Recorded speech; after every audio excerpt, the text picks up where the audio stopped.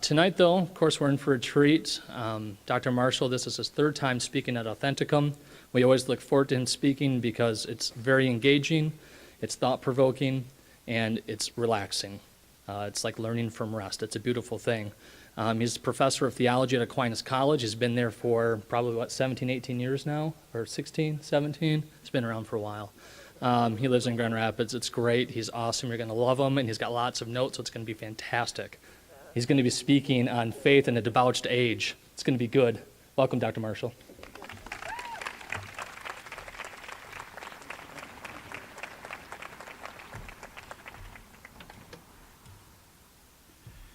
I got to put my real professor glasses on. They're round and they make me look scholarly. I wouldn't want to do this with sunglasses on.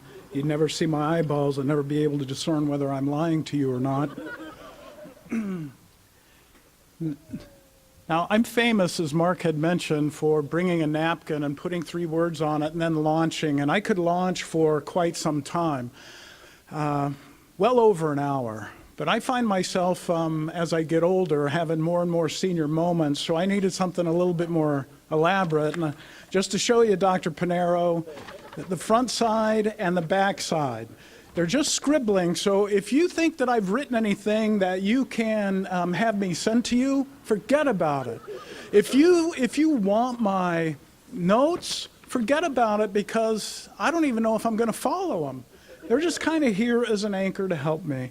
I also promised Michael that I was going to quote Chesterton several times tonight, much more than I did last year when I did the talk on the pipe, the pint, and the cross, and how they all belong together within Catholicism. So, Dr. Pinero, I want to show you that I have like 3 pages worth of quotes that I'm going to possibly refer to, but I've only marked out a few. Otherwise, I could just simply read them all off and we'll be done. Back in March, when Mark asked me to do this talk, he suggested that perhaps I do something on the topic of following the crucified. And we didn't have any contact with one another for about 6 weeks or so after that, and the idea kind of died, which I'm grateful for, because I wasn't too keen on doing a talk on following the crucified, because I don't find myself to be a spiritual master. I don't want to say a spiritual disaster, but I am not a spiritual master.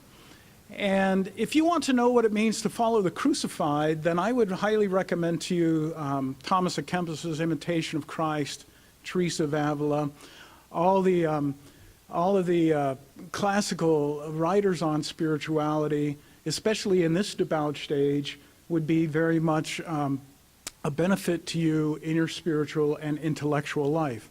So I am not going to talk to you about following the crucified, although there are going to be elements of following the crucified within my talk, because how is it possible for us who have been marked with the sign of the cross in the waters of baptism to avoid ultimately the topic of following the crucified? It's simply not going to be the major focus of my talk. So then I started hunting around, because Mark, who usually gives me the titles of these talks, and I just pick it up from there and do, I guess, whatever I want. There was another 6 weeks in which we were not communicating to one another, and so about a month ago, I told him that I've got a title for the talk, and it is Faith in a Debauched Age. I was going to utilize initially the title of the talk called Faith in an Age of Narcissism.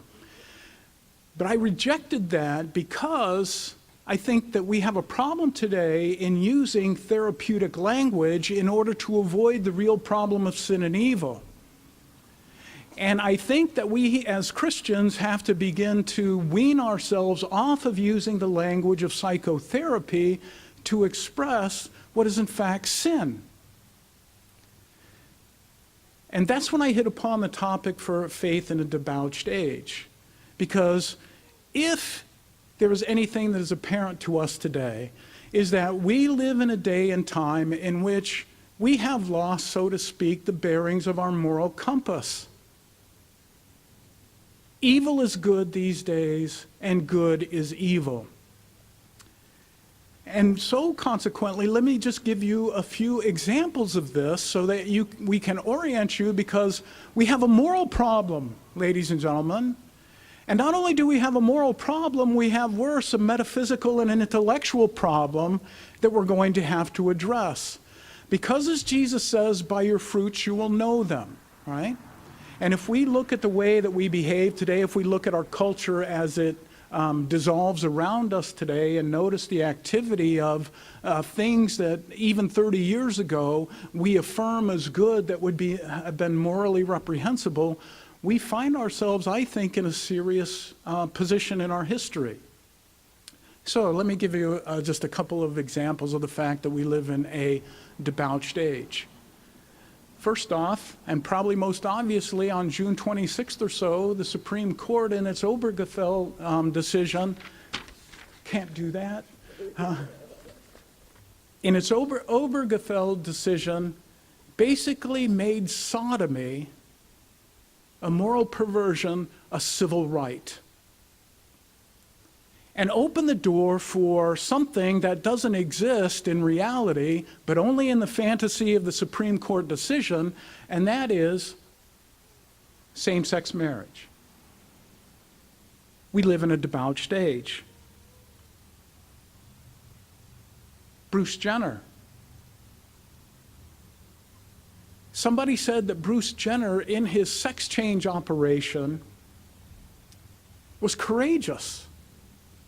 Now here's something that we have to pay attention to, because courage is a virtue that is perfective of the human being. And we're utilizing the language of a virtue which is perfective of the human being to celebrate the perversion of a man who has literally effaced himself for an ideal that he holds of his identity in his mind that has no correspondence to his physical reality. We live in a debauched age. Most recently, and just within the last couple weeks, really, we have the Center for Medical Progress releasing all of those tapes on abortion that show that Planned Parenthood deals in the trafficking of human organs for their benefit. What does Nancy Pelosi do? When these videos are leaked, she calls for an investigation of the Center for Medical Progress, a criminal probe. She wants a criminal probe against these people in order to do what? Hide how nice and wonderful what Planned Parenthood is doing? In addition to that, Harry Reid said on the Senate floor that those who are opponents to Planned Parenthood have lost their moral compass because they no longer have a concern for their grandmothers, their mothers, and their daughters who will give birth to their grandchildren. And I don't know about you, but I never identified Planned Parenthood at one time having to do with the welfare of grandmothers, mothers, wives, and so on. We live in a morally debauched age. Now, I want to draw your attention to something, because I think we ought to know how it is we got here. I don't know about you folks, but since about the year 2000, it could be just me, it could be nothing whatsoever, but it seems to me that we've greased the skids in our society and going to hell, and we were rushing there much faster than we did, say, in my youth. That's my perception. The thing is that our greasing the skids and heading to hell is not something that just happened in the year 2000. It is not something that just happened in the 1960s with the sexual revolution. It's something that I'm going to argue that has its origins in the modern period.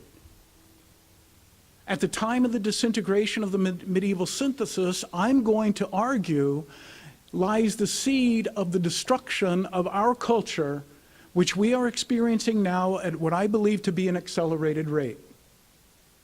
I'm going to offer that argument. I'm going to offer the remedy to that argument. And I'm going to offer that argument by referring first and foremost to Malcolm Muggeridge, whom a dear friend of mine calls, reverently by the way, Saint Mug, even though he is not, in fact, beatified. He says this, and this is taken from his talk, The Great Liberal Death Wish, in 1979, to a college audience. He says this: "The process of death wishing in the guise of liberalism has been eroding the civilization of the West for a century and more. And now it would seem to be about to reach its apogee. The liberal mind, effective everywhere, whether in power or in opposition, has provided the perfect instrument. Systematically, stage by stage, dismantling our Western way of life, depreciating and deprecating all its values, so that the whole social structure is now tumbling down, dethroning its God, undermining all its certainties. And all of this, wonderfully enough, in the name of health, wealth, and happiness of all mankind. Previous civilizations have been overthrown from without by the incursion of barbarian hordes. Ours has dreamed up its own dissolution in the minds of its own intellectual elite. Liberalism is a solvent rather than a precipitate, a sedative rather than a stimulant, a slough rather than a precipice. It blurs the edges of truth, the definitions of virtue, the shape of beauty, a cracked bell, a death wish." Malcolm Muggeridge recognized this in 1979. He recognized our situation today, but he's not the only one. Chesterton, whom Michael will be pleased to hear I will quote several times later on, he saw this problem over 100 years ago. Edmund Burke, even before that, and many thinkers even before that. It is no surprise that the state of our culture today is not something that has been predicted, and it's been able to have been predicted precisely because it contains within itself an illness that it itself cannot cure. And we ought to be interested in knowing what that illness is and what the remedy to that illness is and the consequences of our lives as a result of taking that remedy. And so really for the next 40 minutes or so, I am going to draw your attention to these things. I want to first draw your attention to the origins of the illness, if you will, the moral and intellectual plague that affects us deeply today. I want to talk about faith as the remedy. And I want to talk to you about the consequences of our living out the faith. Because quite frankly, ladies and gentlemen, I'm going to predict that in the next few years you're going to be persecuted.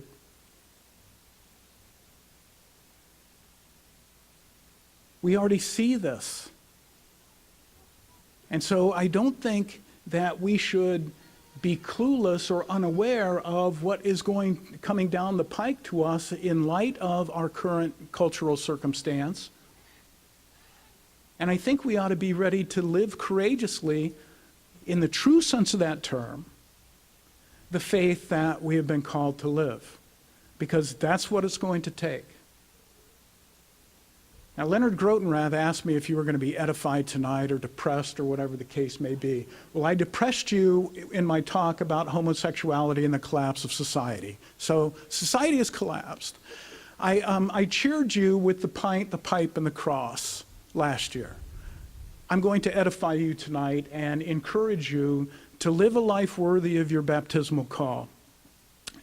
All right.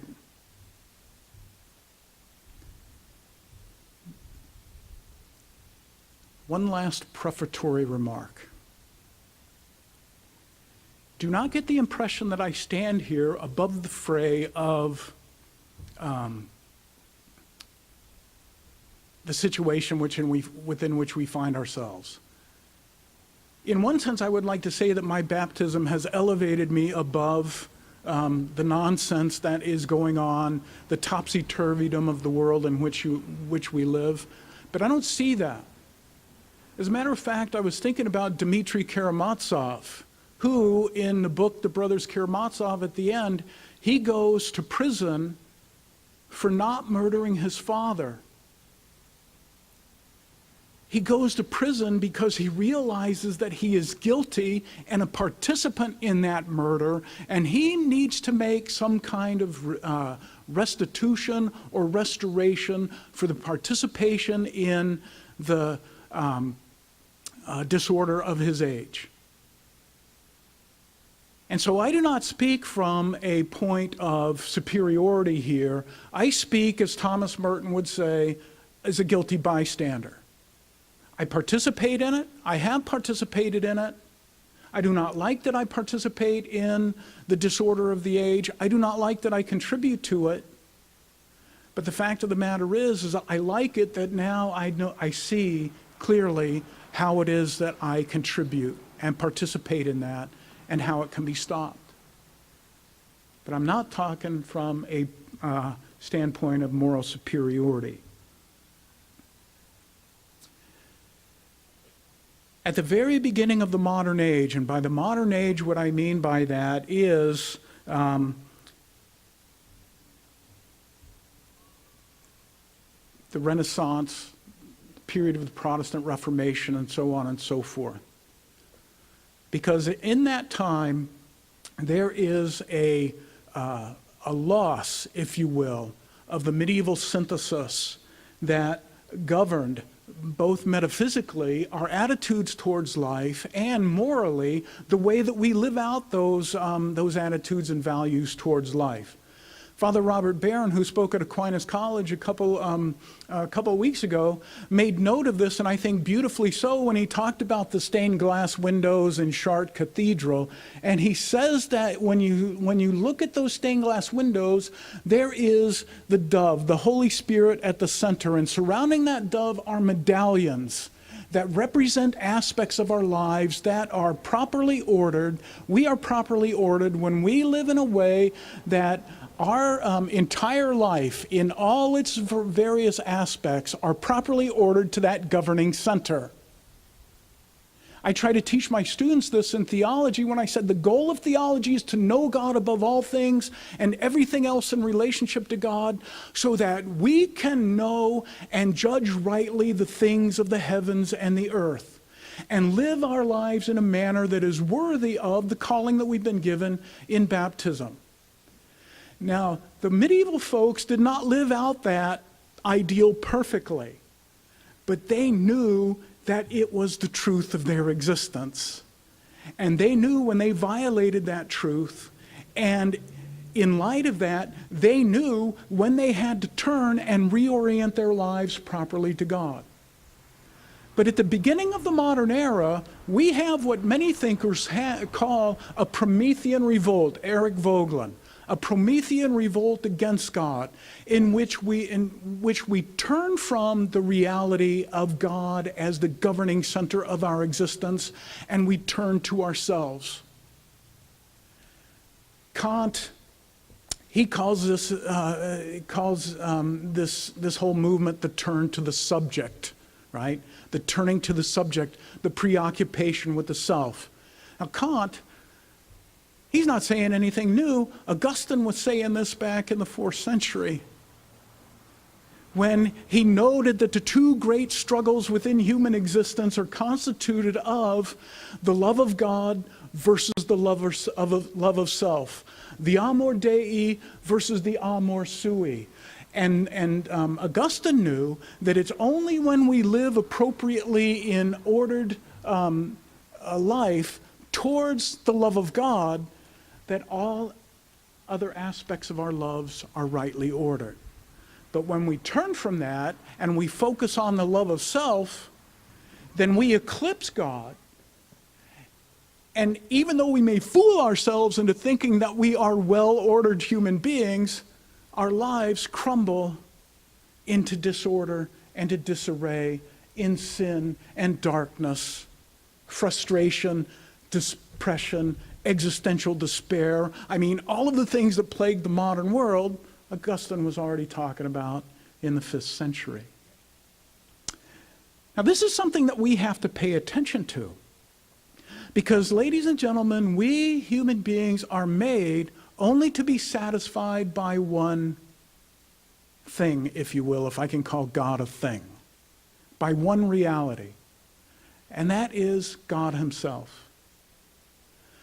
And in possessing God, or God possessing us, if you will, right, in grasping us and drawing him close to us and redeeming us from our sinful pride, we have everything. But when we rebel against God, in this turn to the subject in which we think that we can exist apart from God, as if we are the source of our own existence,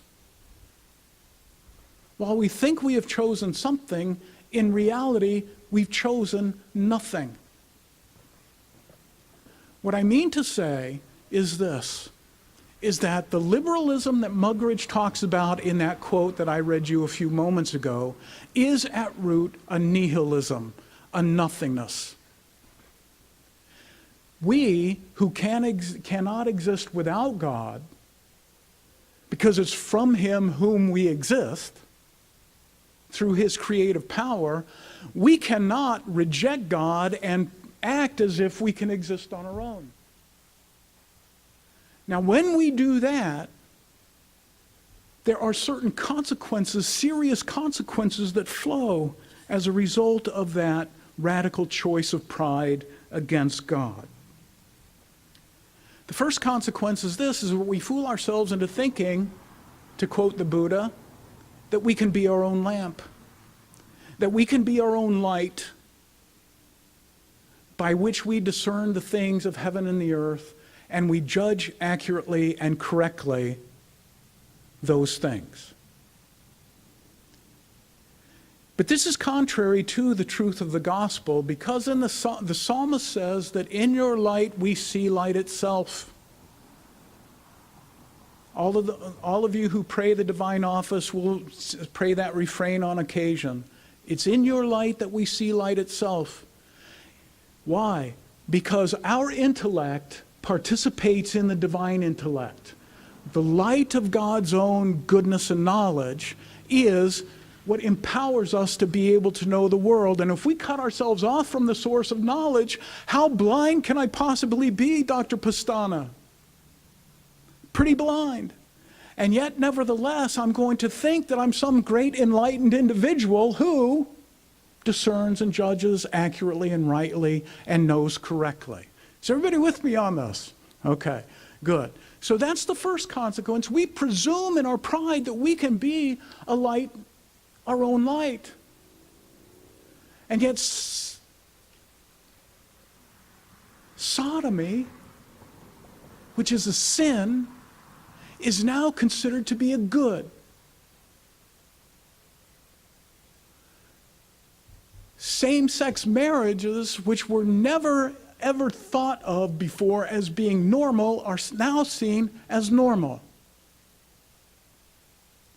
And it's not far away, ladies and gentlemen, that we are going to see polygamy accepted, pedophilia accepted, and so on and so forth, precisely because when we cut ourselves off from the light, we become the generators of truth and value and goodness and so on and so forth.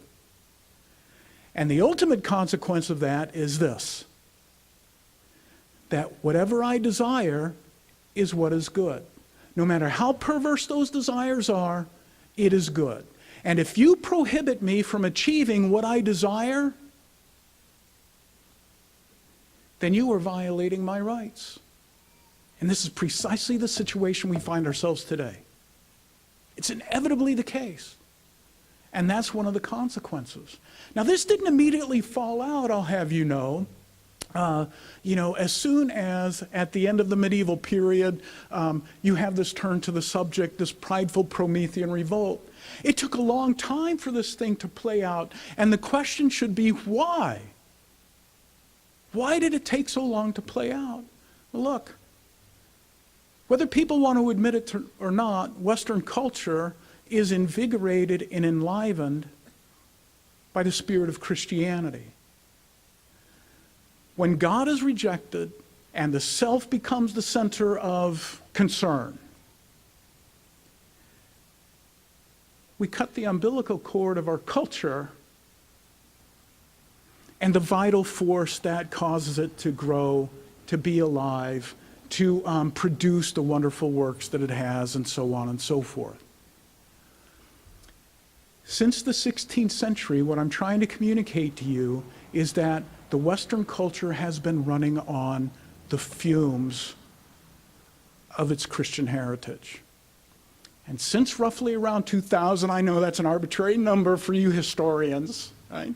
Since about the year 2000, that patrimony of Christianity, which sustained us in many ways over the course of the last 500 years, has become exhausted. Christianity is no longer a vital, dynamic force in the life of this culture. And if you read the latest Pew Research poll, you wonder if it's a very vital force even within the church in some aspects of it.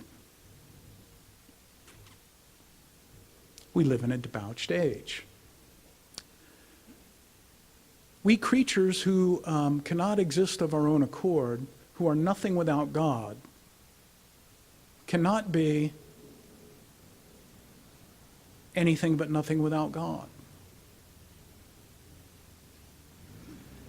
Second consequence is this, is that when we cut ourselves off from God, you see, we have this deep desire to be united with God. And that deep desire to be united with God does not disappear. But when we cut that faith, when we cut ourselves off from the faith and we turn to ourselves, that restlessness for God gets translated in a restlessness towards material things. It becomes a devouring force in which we seek to satisfy the hungers of our hearts with things that can never satisfy us. Sex, money, power, fame. Because the thing is that now, because we've cut ourselves off from God, we live in a world of our own nothingness. And everything that's created is itself nothing. And you cannot fill nothingness with nothingness. Can you, Tony? You cannot. Pick on a former student. So beware, Miss Bertacci. You can't fill, right, nothing with nothing. And yet, nevertheless, because we no longer live in the light, because we no longer judge things of heaven and earth rightly, because we've cut ourselves off from God, we continue to think that the more we acquire, the more we become famous, the more we send pictures of ourselves over the internet and Facebook and so on and so forth, the more satisfied we will be. And we're not. St. Augustine knew this without the internet. He knew this without Kant. This is the subject of his whole statement from the Confessions, that our hearts were made for you, O God, and they're restless until they rest in you. The life of a nihilist is the life of a desperate devouring of things in an attempt to fill up the blackness and bleakness of their hearts. How grim is that, Leonard? It's grim. But as Muggeridge points out, this kind of activity, this kind of desperate devouring is masked. It's masked in the name of health. It's masked in the name of wealth. and it's masked in the name of the happiness of all mankind. In other words, a kind of humanitarianism that sees you as being a beneficiary of this great enlightenment. Third consequence is this.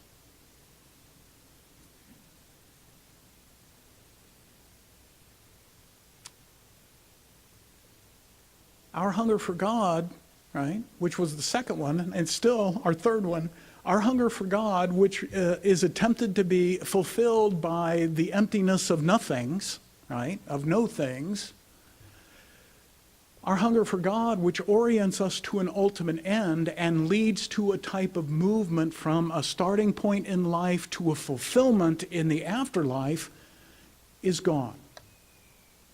Rather, it's retranslated into an idea of progress within this life.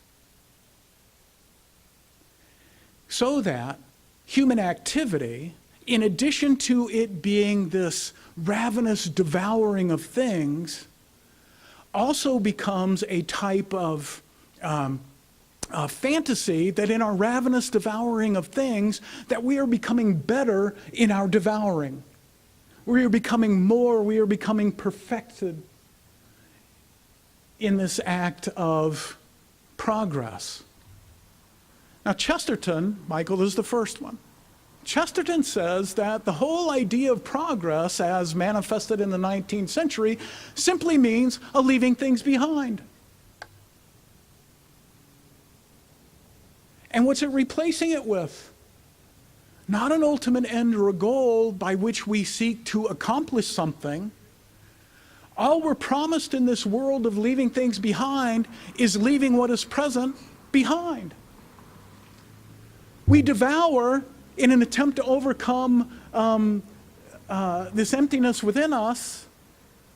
And what do we leave behind? In the act of progress, we leave emptiness behind us. We leave nothing. And yet, we're supposed to believe that in this act of devouring and leaving behind the past, that we are making progress. Now, this was the 19th century. The hope was that ultimately we are going to become, to borrow an old army advertising slogan, the best that we can be. But the thing is, Steve, what's the best that we can be? Yeah, Air Force. I shouldn't have asked that. I shouldn't have mentioned Army. But the thing is that here's the thing. God was the standard of the best. We were measured in light of the best. We no longer have that. Now what is the best? Now what is the best?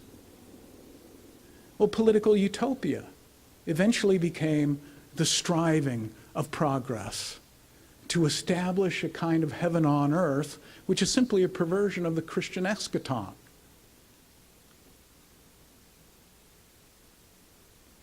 Now, we don't hear much of progress today. We have something more vague and odious, I find. And it's to be heard in the language of moving forward. How many of you have heard that? As we move forward. Well, I'll tell you what. If we don't have a goal, then we have no way of measuring our movement. There's no way of judging whether we're making progress or not. It's, in fact, an impossibility. But the Christian life, because God was the standard of what was true and good and beautiful, one knew in light of that what in fact was progress and what in fact was regress. As a matter of fact, we can't even judge our actions appropriately for good or ill without God and His standard. But yet we've gotten rid of that. We're simply progressing. We're simply moving forward. And as one philosopher said, this moving forward with no goal is like jerking, right? Which is kind of like spasms. It's not the sign of life, really. It's not the sign of vitality. It's the sign of some kind of uncontrolled movement that could, in fact, simply be, right, a sign of our death. So that's the third consequence. The fourth consequence is this: that good and evil become the purview of man and defined by man alone. This leads to what I consider to be an outrageously curious phenomenon. And that is this: that our condition of original sin, which is unnatural to us, becomes in the progressive mind natural. So the unnatural condition of our alienation from God, our alienation from ourselves, our alienation from of our desires and so on and so forth, is promoted as natural, as naturally good, so that it's our perverse selves. And what I mean by that, with regard, of course, to original sin, it's our perverse selves, our unnatural selves, that is elevated as good. And when we do that, we simply perpetuate evil from one generation to the next. It's like the smoke from Mount Doom billowing at you. Tolkien fans, right? Okay. The smoke from Mount Doom, it billows out and it obscures everything that is beautiful and good, and envelopes everything in this darkness so that we cannot recognize things for what they are. It elevates the unnatural and the evil to the good.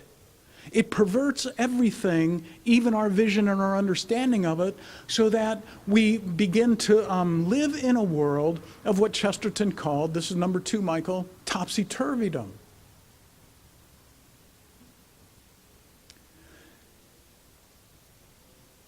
And as long as we remain in that darkness,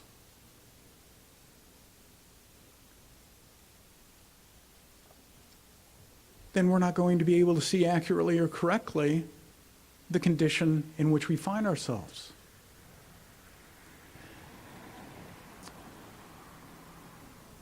Okay, Mary Grace, was that 4? I've lost count. Okay, now fifthly. Fifthly. When man becomes in control of the good, when he becomes the measure of what is good and true, then essentially he becomes a totalitarian. We see this today, but let me tell you what I think. And I mentioned it a little bit earlier when I said that with regard to morality, what we will or what we desire becomes the good. And so consequently, if I desire something, that by its very nature is good, and so I must will it. And so when I'm talking about the totalitarian impetus of man cut off from God, I'm talking quite frankly about Nietzsche's will to power. If there is no God, then man must carve out his own values in a world that seems hostile to him and ready to devour him, so that he must live in a manner towards reality that is quite violent and, in a certain sense, Hobbesian, in which all of us live in a war against everyone else. Now, sooner or later, because Elizabeth has her values, and Steve has his values, and Ashley hers, and Father his, eventually it's going to become impossible because none of us agree. Somebody's going to have to step in and bring order to the chaos. And the ones who step in and bring order to the chaos are those well-meaning humanitarians, representatives of the government, who are here to help. So we're going to force nuns to give contraception to the nuns, right? Women who take vows of chastity are going to be forced by the government to provide birth control in their insurance. See what I'm saying? It's not quite happened yet, but now that homosexuality, or I don't even want to say that, now that sodomy is a civil right, it's not going to be long before the Catholic Church is targeted as, in a lawsuit, in violating civil rights because we are not marrying people who cannot be married. Guess what's going to happen? The government is going to put the clamps on the institutional church in order to make it conform to its vision of what is true and good, because it cannot abide any kind of alternative vision that contradicts it. In the same way that it cannot abide ultimately the plurality and diversity that we so celebrate today, because that plurality and diversity of moral views causes chaos. Is everybody with me on this? Okay. Now, so this totalitarian move, right, is something that is finally being unmasked, I think, within the last 20 years, and I'm speaking, quite frankly, within America. If we paid attention to, communism in Russia and communism in China more than we have, we would see it there. But we're starting to see that manifested here in ways that I would have never thought would have happened, 40 years ago. And quite frankly, it's frightening, because the compelling powers of the state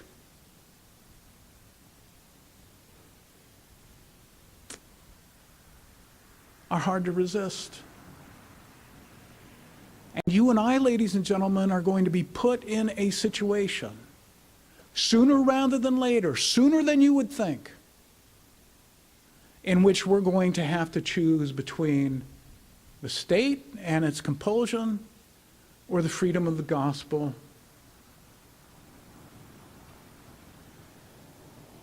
And I hate the fact that, geez, I haven't even gone through the first part, Mark. All right, I'll be quick. Okay, thank you.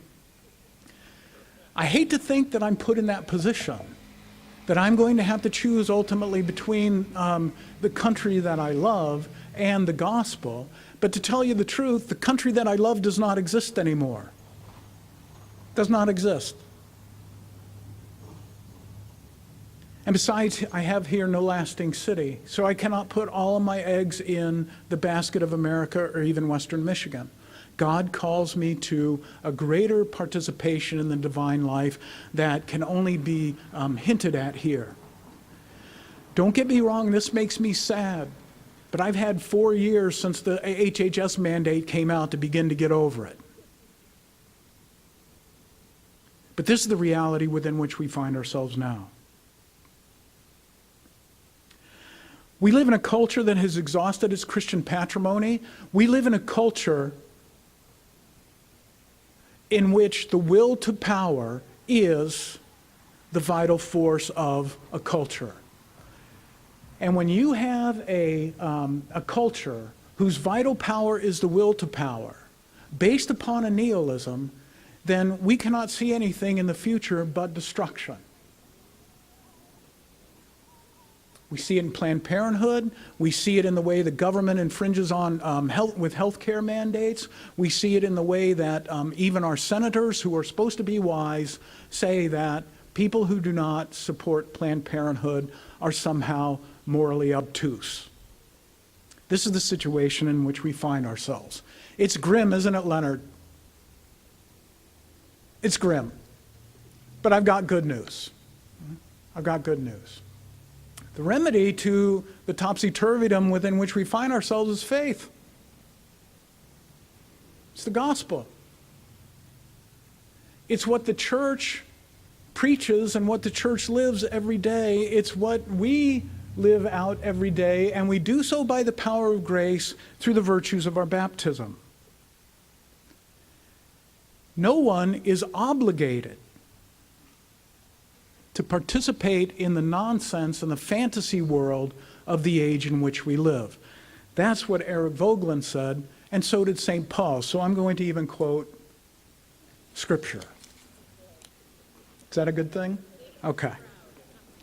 I want to draw your attention. This was from last Sunday's reading, although why the lectionary did not have the whole shoot match, it might have shocked people if we read the whole thing. I'm going to read the whole thing, beginning with verse 17 and ending with 24. We had chapter 4, verse 17, and then it jumps over all the good stuff to 20 through 24 or something like that. Nonsense. We're going to get the whole deal. This is what St. Paul says. Now this I affirm and testify in the Lord, that you must no longer walk as the Gentiles walk in the futility of their minds. They are darkened in their understanding, alienated from the life of God because of the ignorance that is in them. Due to their hardness of heart, they have become callous and have given themselves up to licentiousness, greedy to practice every kind of uncleanness. You did not so learn in Christ, assuming that you have heard about him and were taught in him as the truth is in Jesus. Put off the old man that belongs to your former manner of life and is corrupt through deceitful lusts, and be renewed in the spirit of your minds, and put on the new man, created after the likeness of God in true righteousness and holiness. That's the remedy of our life. That's always the remedy of our life. Why? Because faith itself is what orients us properly to our ultimate end. To return to that image of the Chartres Cathedral stained glass window, those medallions which represent our particular powers and desires and so on and so forth are focused on the center, which is God in Christ. And in achieving that harmony, a harmony with the center, means that we live fully a life that God intended us to live. And on all levels. The turn to the subject, that culture that resulted from the turn to the subject, would like to convince you and I that faith is merely a feeling, it's a subjective feeling, it's not based on any reality or anything like that, to which I say nonsense. Faith brings the truth of God to the intellect for us to assent to it and to be perfected in the truth because our minds are made to know the truth. To know the truth of God first, and to the degree that we live in attunement with God is the degree that we see everything else that He created in its proper and appropriate light. So intellectually speaking, faith orients us to God in an appropriate way. He is the truth that we apprehend. But faith, the act of faith, is something that also appeals to our will, the exercise of our freedom, because if I just have faith in God on the level of knowledge, I don't really have the fullness of faith, right? Faith, as Bernard Lonergan said, is a knowledge born of love, right, Sam? Is a knowledge born of love. And one does not just know love without willing it for the other and participating in it in some way. And so, when God reveals the truth of Himself as the ultimate fulfillment of my life, and I recognize that through my intellect, I perceive it as good, and my will desires to possess that good.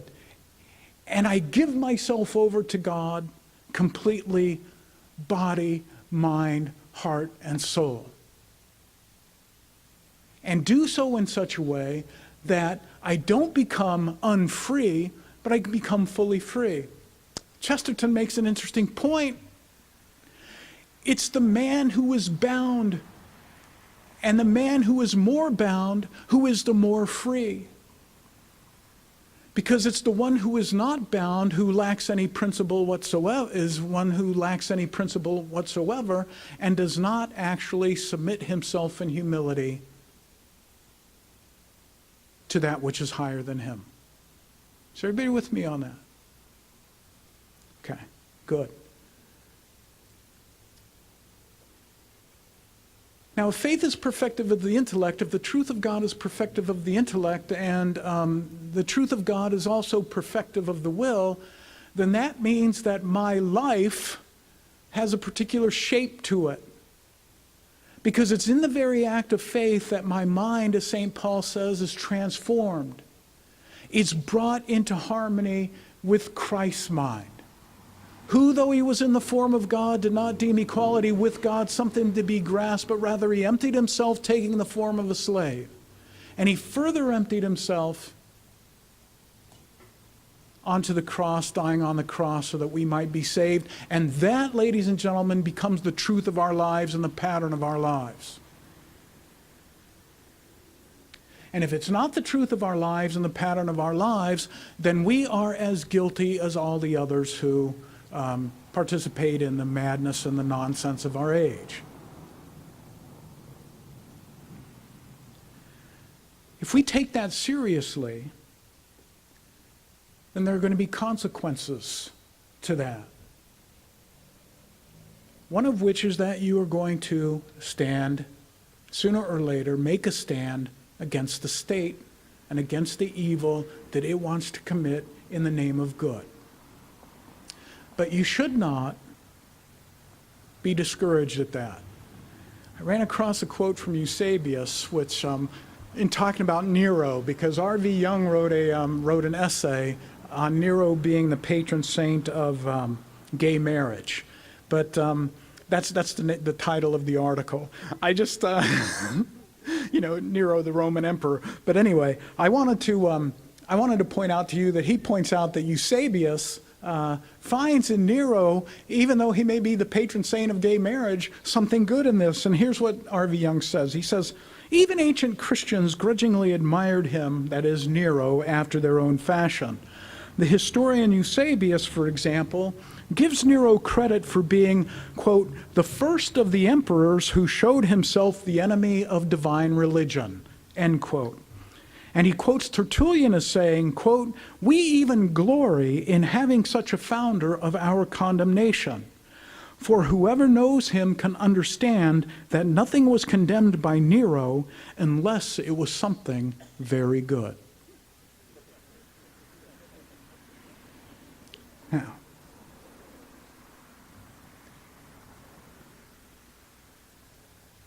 so in a certain sense, it may be that things are not as dark and grim as they seem. But the fact of the matter is this, and I'm going to quote Chesterton a couple more times, and I'm going to bring this to a close. He says this, because remember, I think we live in dark times. I think we live in a moral and intellectual darkness. I think we're affected by it more than we think. But Chesterton says this, he says, the men's sign of the cross go gaily into the dark. Men's sign of the cross go gaily into the dark. And that struck me quite frankly because Christ himself on his death, he harrowed hell. And in a certain sense, the darkness that we face today is the darkness of hell. And yet we're marked with the sign of faith, and just as our master harrowed hell, so too are we called to harrow the times in which we live. How many of you have heard of the Benedict option? How many of you? Okay, yes, some of you have heard. I don't like it because we're harrowers. We're hell harrowers.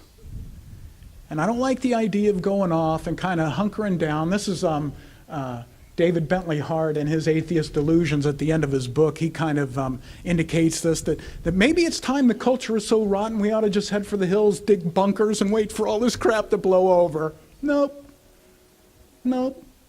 We have to harrow hell, I think. And we have to do it gaily.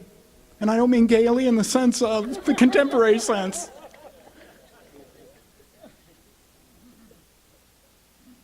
Now, how can he say this? How can he say something that is so seeming so dark and depressing? How can he say this with any kind of sense of a joy? Well, I think the secret is this, is he says this in another place. He says this, Jesus promised his disciples three things: that they would be completely fearless, absurdly happy, and in constant trouble. The thing with us is that over the course of the 20th century, a kind of symbiosis between our culture and Catholicism occurred, which made us comfortable, which made us forget, in a real sense, the radically countercultural types that we were in the 19th centuries and the persecution of the Irish and the German Catholics and so on and so forth. Something that Dr. Pinero is going to talk about in a couple months. And it's really this, and so this kind of comfortable symbiosis has made us, as Catholics, I think, complacent, fearful that we're going to lose our place. But we have no lasting place here. If we live the gospel truly and deeply, we're always going to be the source of a trigger warning for somebody. And it might be that being an irritant like that indicates that we are at least living in a manner that is modestly faithful to the call that God has given us. Now, at the beginning of the talk, I pointed out to you that you're going to be persecuted, and I think you are. I think that all of us here are going to find ourselves persecuted, and it's going to be sooner than later. But it may not, the type of persecution may not come directly as a result of your faith.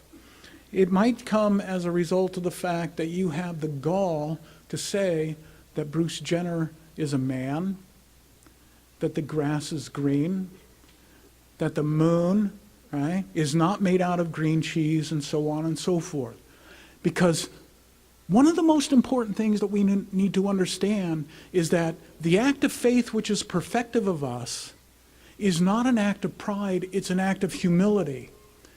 And Chesterton points out, again, that it's only the humble man who sees the sun really as a sun, who sees the sea really as a sea. It's only the humble man who submits himself to the truth of God that sees the truth and reality of things as they are, as they really are, and so can judge them. And so guess what's going to happen? You, because you live under the sign of the cross and because you see things as they are, you are going to start wars. You are going to come to blows, Chesterton says, for saying 2 + 2 = 4 and not 5.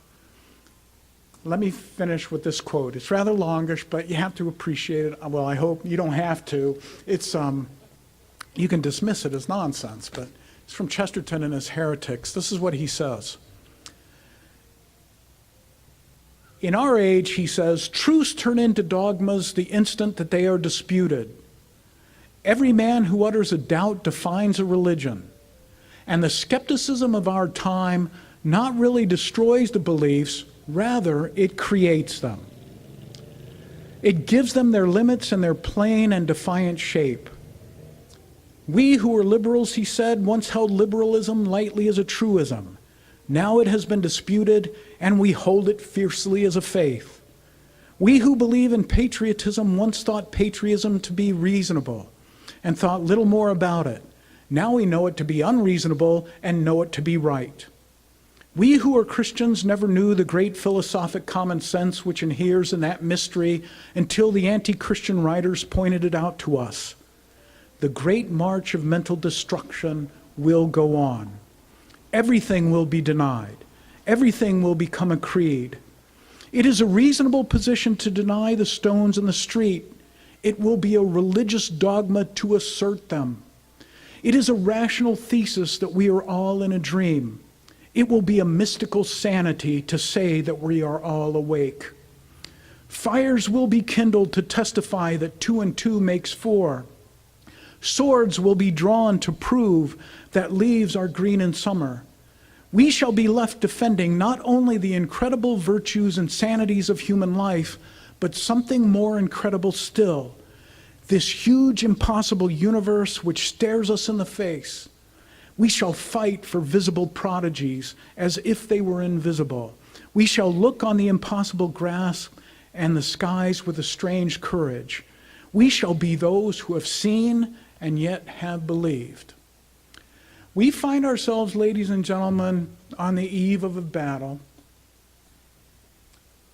So gird yourselves with the armor of faith and gaily go into it, slashing right and left, because you're going to be persecuted and we need to harrow hell.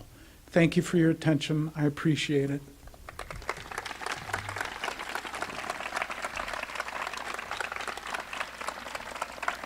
Are we going to field questions on anything?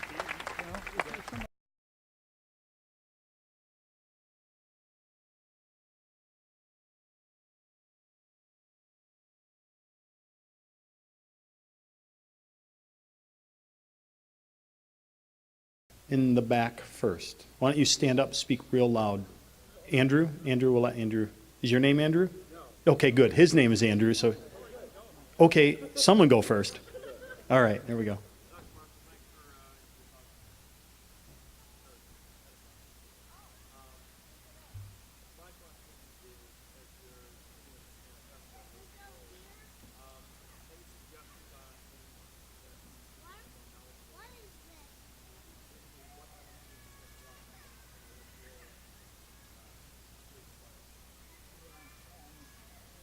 Use the microphone. Start with this. Okay. You're asking an academic, practical questions. This is an impossibility. Okay.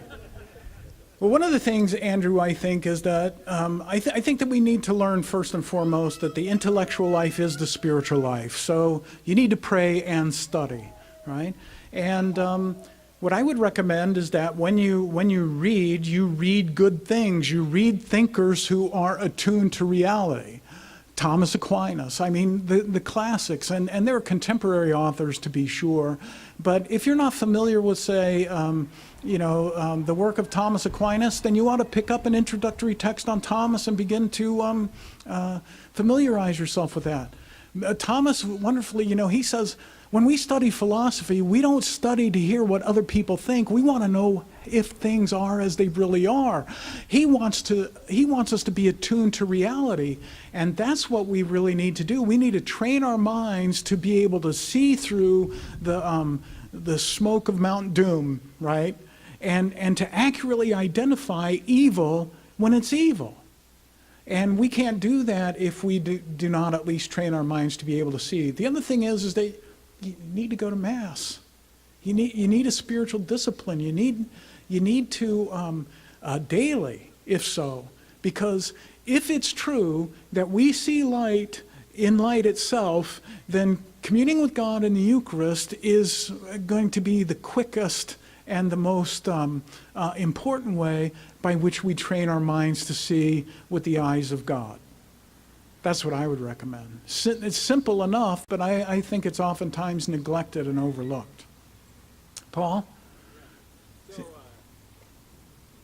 looking in the future, because of course we can see the future pretty well, as we move into post-Christian, do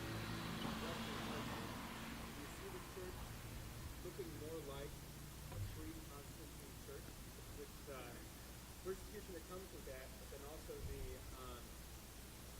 there's a certain faithfulness with that, and radicalness with that?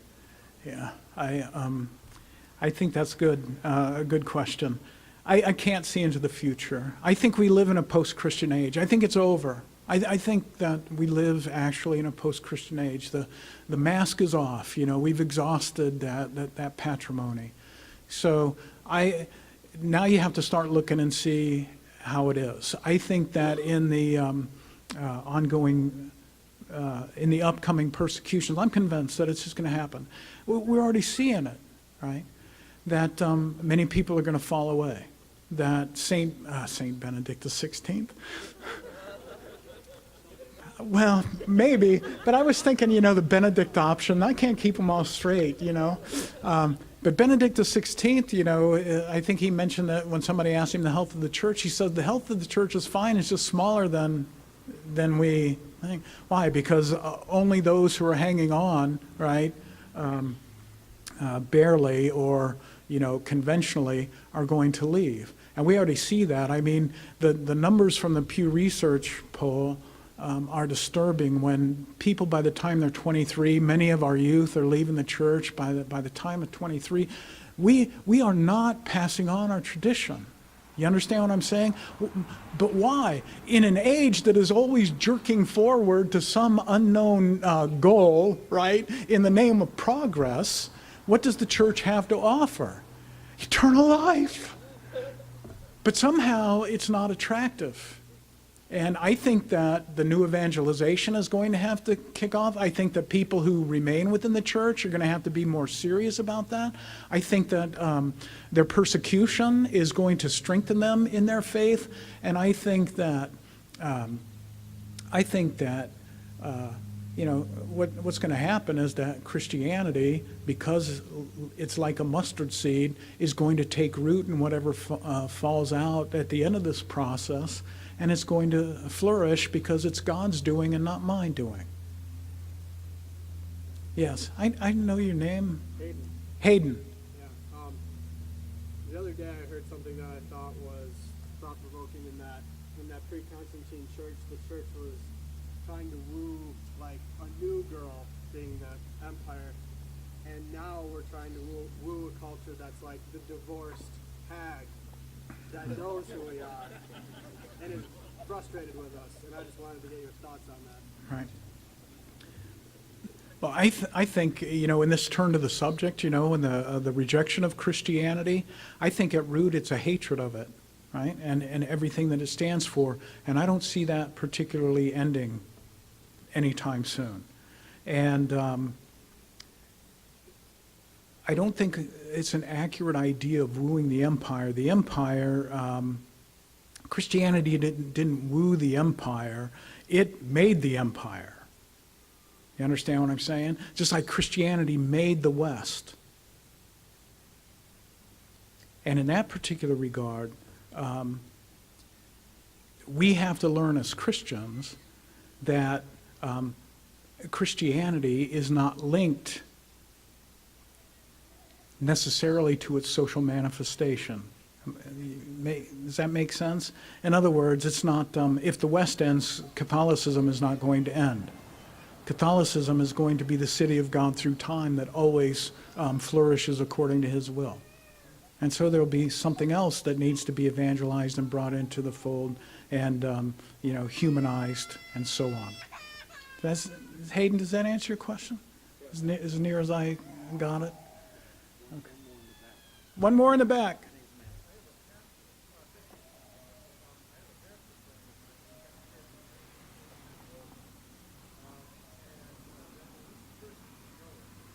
Michael, can you?